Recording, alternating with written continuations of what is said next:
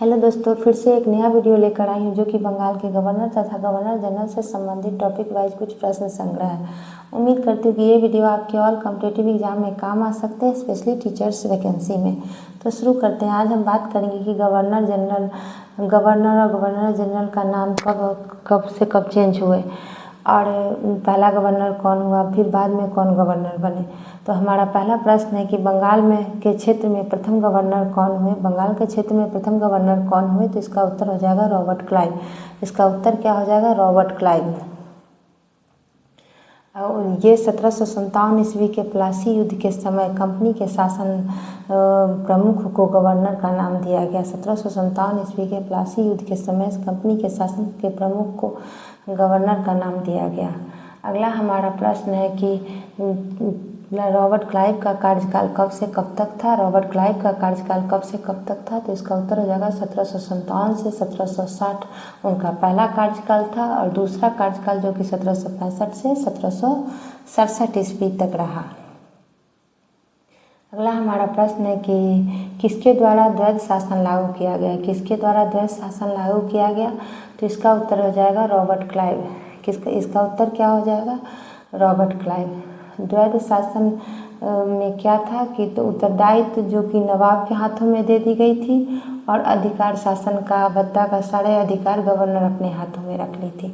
अगला हमारा प्रश्न है कि श्वेत विद्रोह किसके समय में हुआ था। श्वेत विद्रोह किसके समय में हुआ था, तो इसका उत्तर हो जाएगा रॉबर्ट क्लाइव के समय में श्वेत विद्रोह हुआ था। रॉबर्ट क्लाइव के समय श्वेत विद्रोह हुआ था। ये श्वेत विद्रोह क्या था, ये श्वेत विद्रोह क्या था, तो यह विद्रोह एक ब्रिटिश सैनिकों द्वारा किया गया विद्रोह था जो कि गवर्नर के द्वारा दोहरा भत्ता बंद करने के विरोध में हुआ था ये विद्रोह।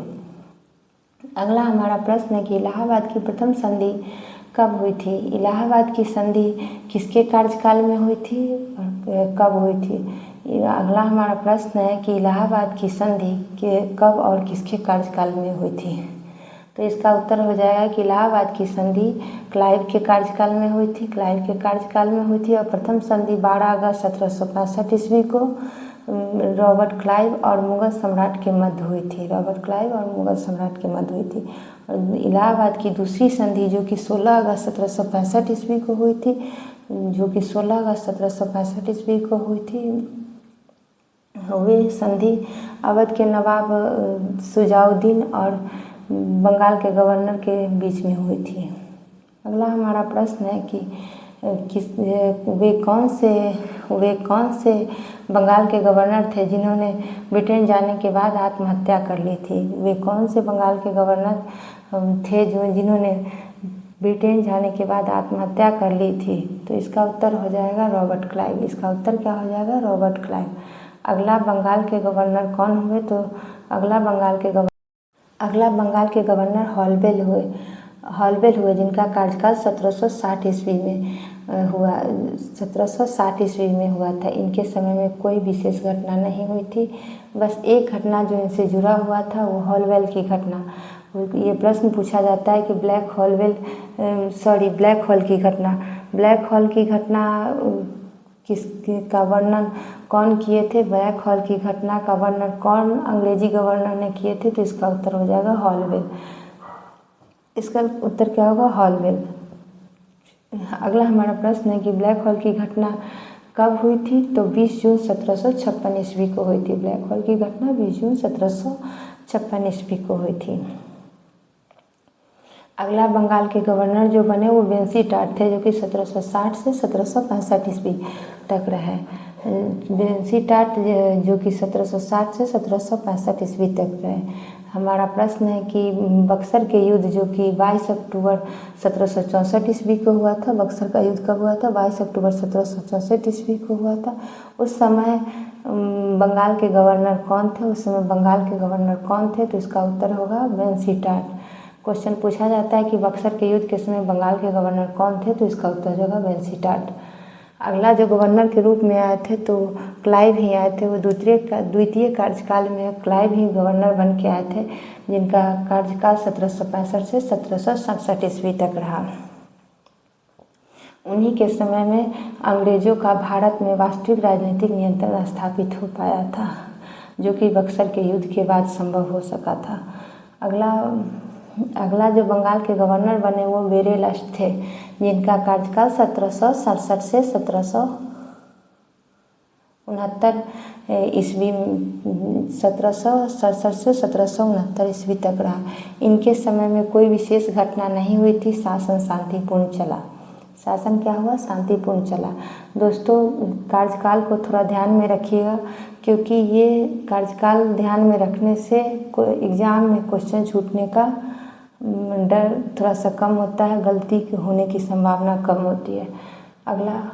अगला जो बंगाल के गवर्नर बने वो कौटिल्य हुए। अगला बंगाल के गवर्नर कौन हुए? कौटिल्य हुए, जिनका कार्यकाल 1767 से 1772 ईस्वी था। 1767 से 1772 ईस्वी तक था। इनके समय एक विशेष घटना हुई थी, जो कि बंगाल में भीषण अकाल हुआ था। क्वेश्चन भी पूछा जाता है कि बंगाल में भीषण अकाल किस बंगाल के गवर्नर के समय हुई थी, तो इसका उत्तर होगा कौटिल्य के समय में। कौटिल्य के समय में।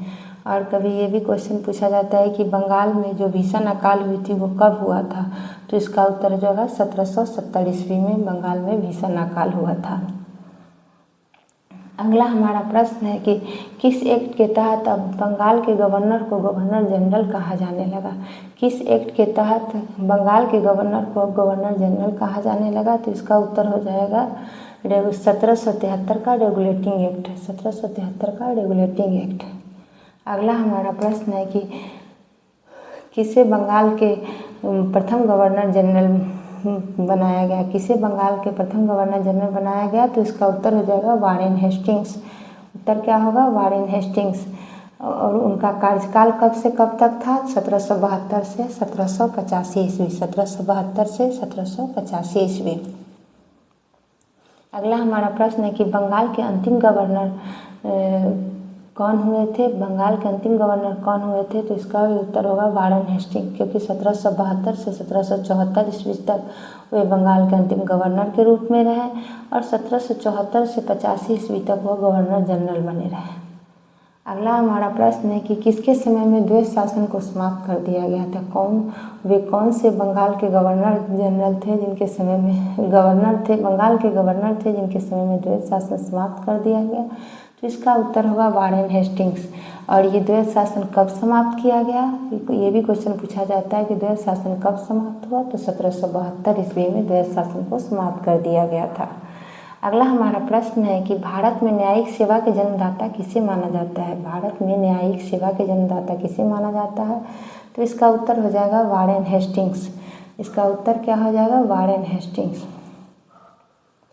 अगला हमारा प्रश्न है कि किस एक्ट के तहत कोलकाता में सुप्रीम कोर्ट की स्थापना की गई थी? किस एक्ट के तहत कोलकाता में सुप्रीम कोर्ट की स्थापना की गई थी, तो इसका उत्तर होगा 1773 ईस्वी के रेगुलेटिंग एक्ट। 1773 ईस्वी के रेगुलेटिंग एक्ट।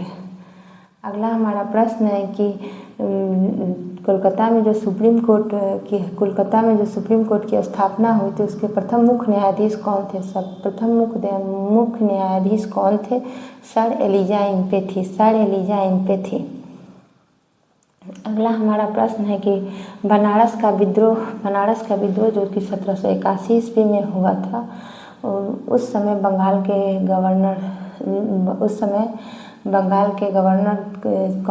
के गवर्नर कौन थे, तो इसका उत्तर हो जाएगा वारेन हेस्टिंग्स। अगला हमारा प्रश्न है कि बनारस विद्रोह का नेतृत्व किसने किया था? बनारस विद्रोह का नेतृत्व किसने किया था, तो इसका उत्तर हो जाएगा राजा चेत सिंह ने। अगला हमारा प्रश्न है कि किसके कार्यकाल में कलकत्ता में विलियम जोन्स द्वारा एशियाटिक सोसाइटी की स्थापना की गई थी?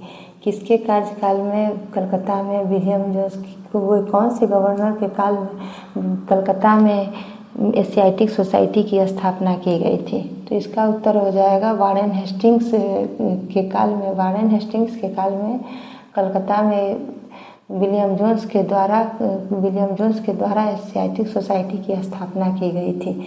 और ये एशियाटिक सोसाइटी की स्थापना कब की गई थी, तो इसका उत्तर होगा 1784 ईस्वी में। अगला हमारा प्रश्न है कि वे कौन से गवर्नर थे जिन्हें ब्रिटेन के संसद में महाभियोग लगाया गया था। ब्रिटेन के संसद में महाभियोग लगाया गया था। वे कौन से गवर्नर थे जिन्हें ब्रिटेन के संसद में महाभियोग लगाया गया था? तो इसका उत्तर हो जाएगा वारेन हेस्टिंग्स। इसका उत्तर क्या हो जाएगा? Warren Hastings.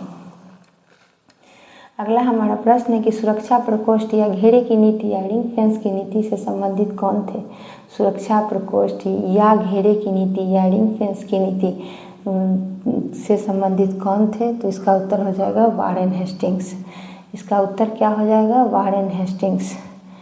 इस सुरक्षा प्रकोष्ठ या घेरे की नीति में या रिंग फेंस के भीतर शामिल जो भी राज्य थे उन्हें स्वयं के खर्चों पर बाहरी आक्रमणों के विरुद्ध सैन्य मदद के लिए भरोसा दिया जाता था। यही सुरक्षा प्रकोष्ठ या घेरे की नीति थी। दोस्तों चलिए अगले वीडियो में फिर से हम मिलते हैं।